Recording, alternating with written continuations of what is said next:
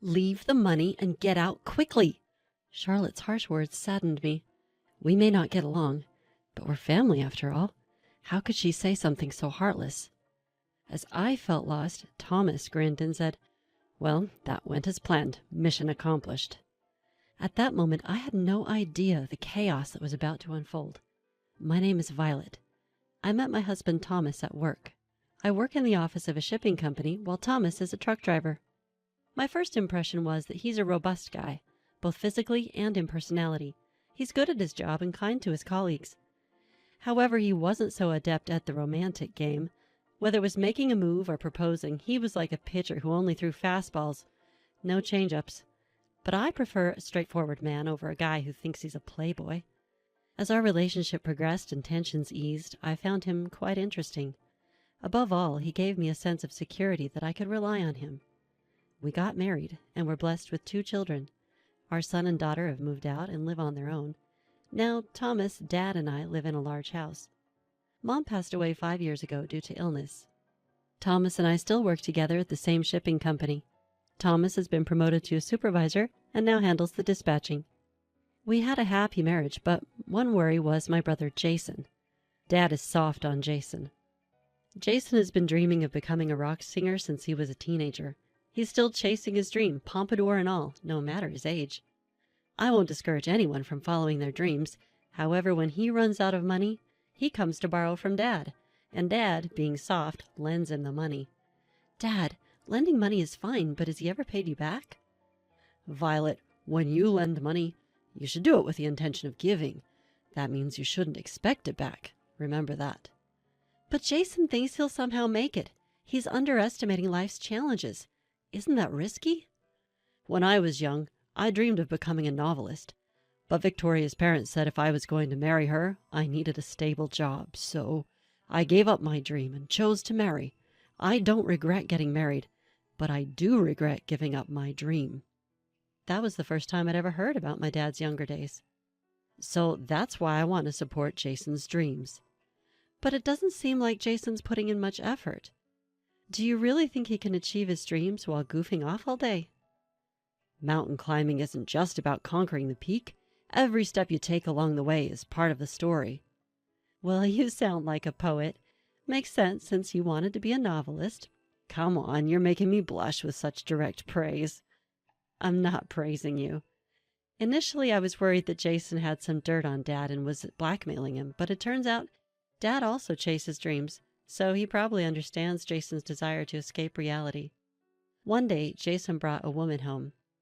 Let me introduce you. This is Charlotte. From her name, I expected a dainty woman.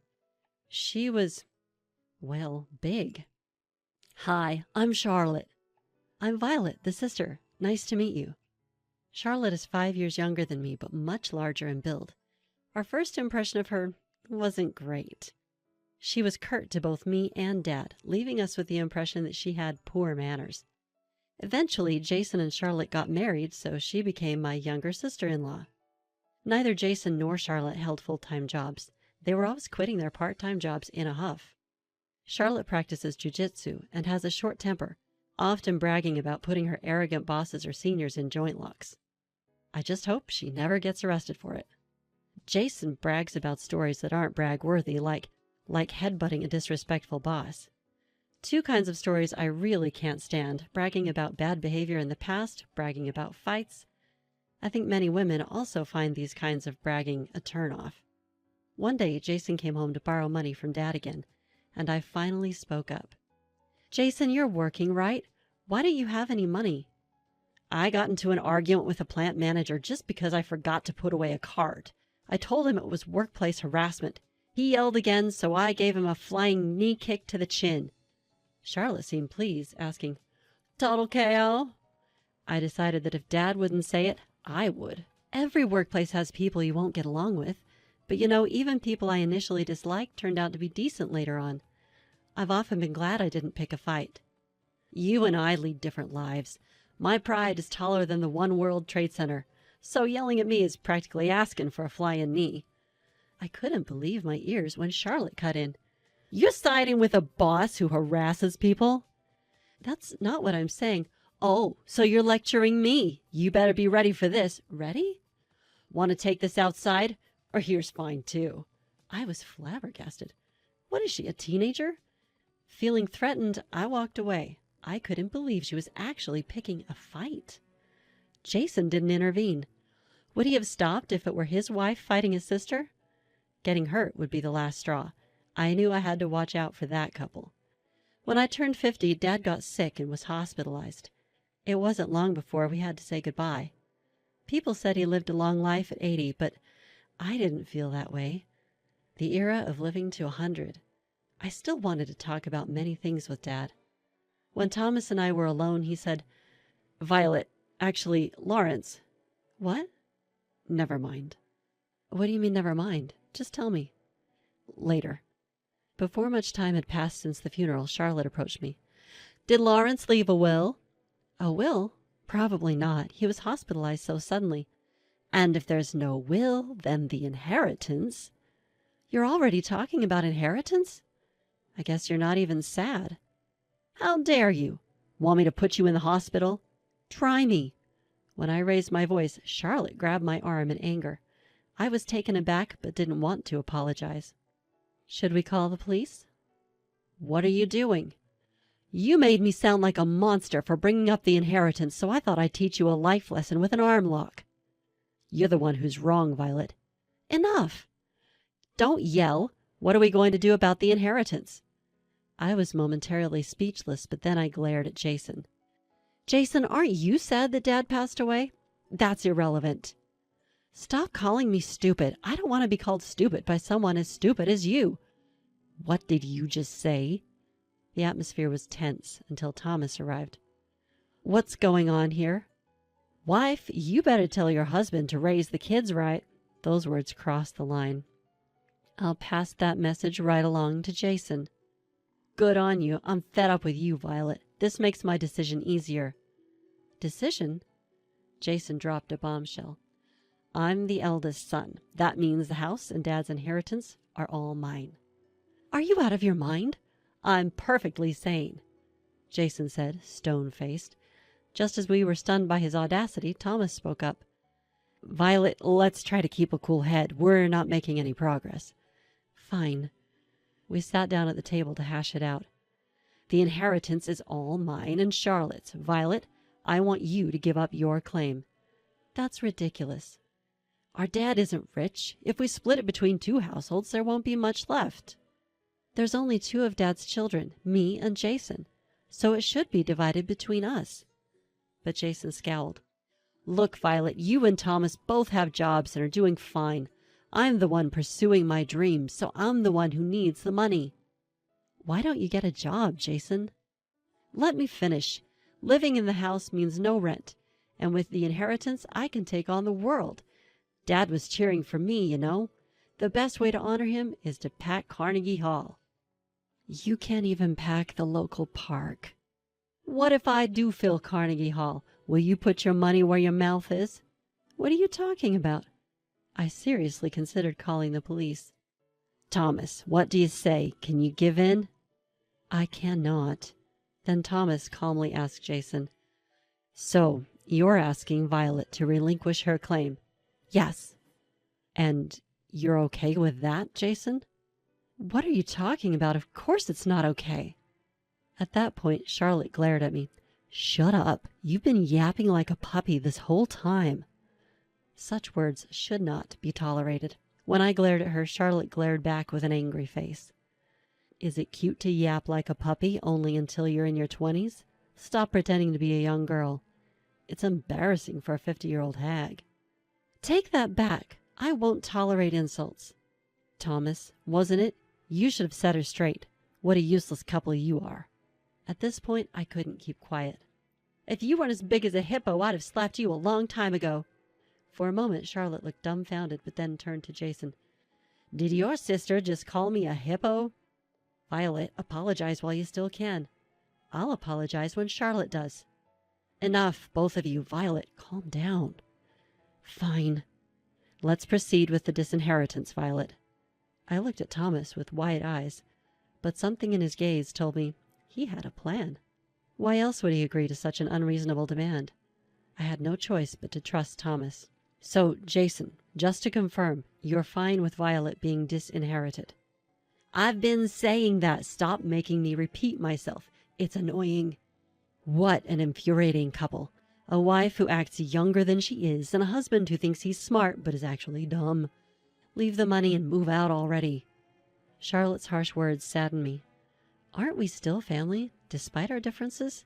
How could she say such merciless things? Why should we be the ones to leave? I couldn't agree to this. We'll find a new place soon, but we have belongings. Please give us a bit more time. If you take too long, I'll throw everything outside. Try it, and I'll call the police. Think I'll be scared if you mention the police? I'm not afraid. Call the Marines if you want to arrest me. Unable to contain my anger, I stepped outside. I wonder if Dad is also at fault. Thomas smiled at my confusion. It worked. Our plan was a success. What? These moments make me thankful for our savings. With savings, you don't need to borrow money.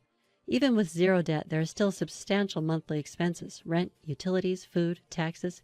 Taking on more debt would naturally make things tougher. I've always made it a point to avoid loans, pay in full for what I buy, and save a bit each month. Years of this kind of effort mean we won't be in a bind when emergencies happen. Maybe Jason set a bad example. He lives impulsively, and when he's out of money, he turns to Dad. It was one thing when Dad was working, but he had no problem borrowing even after Dad retired.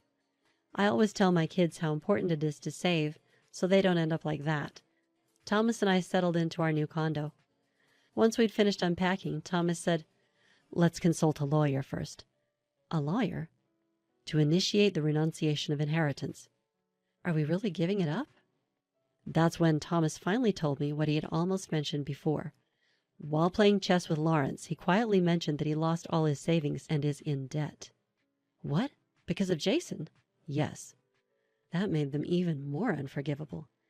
Maybe that couple also shortened Dad's life. You're not entirely right, but you're close. Huh? Thomas told me something even more shocking. Charlotte had yelled loudly from behind Dad and pushed him with both hands. It wasn't just a one-time prank. It had happened multiple times. Dad started fearing it was an attempt to induce a heart attack and couldn't say anything when Jason came to borrow money. I never thought they'd go that far. In other words, Lawrence had much more debts than assets. You get what I'm saying? Yes, now I get it. Inheritors receive not just assets, but also debt. If the debt exceeds the assets, you can renounce the inheritance. Let's ask the lawyer. That's the best course. We consulted a lawyer and successfully renounced the inheritance. Just as I thought they might show up, Jason and his wife barged into our new condo. Violet, you set us up, didn't you? Set you up? What are you talking about? Don't play dumb. There's no inheritance from Dad, just debt. You knew, didn't you? I had no idea. This won't end with just an arm lock. Be ready for a chokehold. I calmly took out my mobile phone. Hello, is this the police? What are you doing? Charlotte grabbed my phone and shut it off. Violet, how are you going to take responsibility for this? Then Thomas stepped in. Jason, I recall asking you multiple times if it's okay to relinquish the inheritance, right? So you knew it was drowning in debt, didn't you? I had no idea. Whenever Jason needed money, Lawrence would lend it without a second thought. He gave out big amounts like it was nothing. I assumed Lawrence must be well off. Jason was at a loss for words when Charlotte interjected. Nice try, but you're not weaseling your way out of this. We inherited those debts. You two need to do something about it. What responsibility are you talking about? My spouse and I are not responsible for any of this. Hey, are you going to do something about this or not? Threats won't work on me. Or should we lay it all out for a third play? I'll share every detail of what happened. Jason, are you okay with that? How would I know that Dad went into debt just to give Jason money? If I knew, I would have stopped it. Do you even realize you shortened Dad's life? Unable to respond, Jason stayed silent, but Charlotte was defiant. If you're going to say that, are you okay with both of you ending up in the hospital? Enough of this nonsense. If you lay a hand on me or coerce me, it's jail time. Your threats don't work on me. You're 45 and talking like some high school delinquent. Charlotte smirked, glanced back, and looked at Thomas again. Wait, were those lines aimed at me? Right after saying it, you coerce me? Coercion is a serious crime, you know. You won't get probation. Idiot! Are you a judge now? It's complex to decide whether probation applies in any crime. Don't talk nonsense when you know nothing. Seeing Charlotte's tirade, Thomas turned to Jason. Jason, are you okay with this? Charlotte, just shut up for a second. Excuse me. Who are you telling to shut up? Feeling something dangerous in Charlotte's menacing glare, I said, if you want to fight, do it outside. I won't allow it in my house. Let's go back for now. As Jason stepped out into the hallway, Charlotte followed. I quickly closed the door and locked it. I could hear their arguing voices, but I was more concerned about causing a disturbance in the neighborhood. Did you just tell me to shut up? What are you going to do if I call the police? Don't worry, I'll call an ambulance in a minute. A few seconds later, I heard Jason's screams from down the hall, but I pretended not to know him. Immediately after that, I heard what sounded like a dying scream, but it had nothing to do with me. Jason and Charlotte had insulted us, so obviously they'd severed ties with our family. So whether they divorce or Charlotte gets arrested for assault, it has nothing to do with me. A few days later, I got a call from Jason. Violet, I was wrong. Will you help me? Who is this? Don't be like that. We're siblings, right? I couldn't help but feel it was too late. Turns out Jason was in the hospital. Apparently, Charlotte had broken his arm. This was like something straight out of a comic book. Ever heard the term, you reap what you sow? I'm genuinely sorry. Could you cut me some slack? I can't afford the hospital bills. That's unfortunate. No matter how coldly I brushed him off, Jason kept begging. Please, for the love of God, help me. I'm not God. Is Thomas there? Don't call him by his first name. We're no longer family. My words seemed to hit hard, and Jason was speechless. Switching the call, Thomas took over. After a brief chat, he hung up. Let's go to the hospital. Don't give him a cent. I know. Thomas and I went to the hospital, but not to visit. It's better to say it face to face.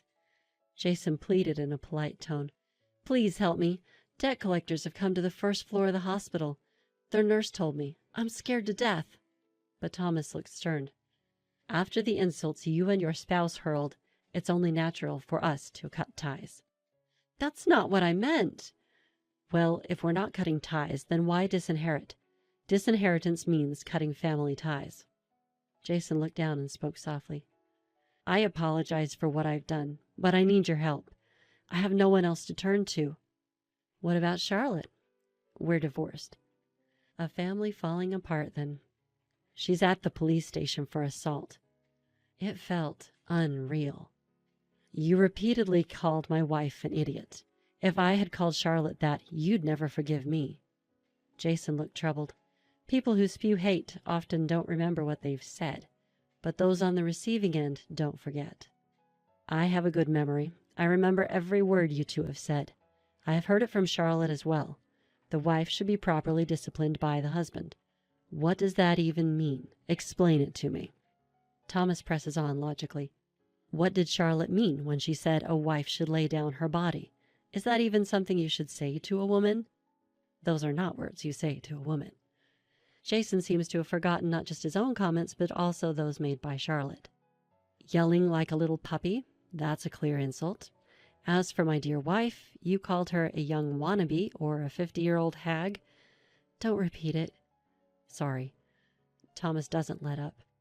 You said it to me as well. When I asked repeatedly if I should disclaim my inheritance, you told me to stop making you repeat yourself because it's annoying. It's too late for any excuses now. Jason lowers his head on the bed, looking like he's about to cry. I'm really sorry. Can you please find it in your heart to forgive me? No way. Charlotte called my wife an old hag, and you insulted me by saying I'm not mentally sharp. By the way, what does not mentally sharp mean? Explain it to me. Thomas glares at the trembling Jason. Explain it. What? Jason shakes and his eyes go wide with a terrified look. If I weren't in a hospital, I'd be yelling right now. Let's just cut ties off completely. You're the one who said to leave the money and move out quickly. Thomas looks down at the dejected Jason, then turns to me. Shall we go? Yes. After all was said, I thought Thomas might end up offering financial help out of a sense of divine mercy, but he stood his ground. As we left the hospital, a smile crossed my face. I saw your scary side today. There's nothing like that. Be kind to me, okay? Of course. The storm has passed. From now on, I hope for peaceful days, basking in the warmth of spring sunlight.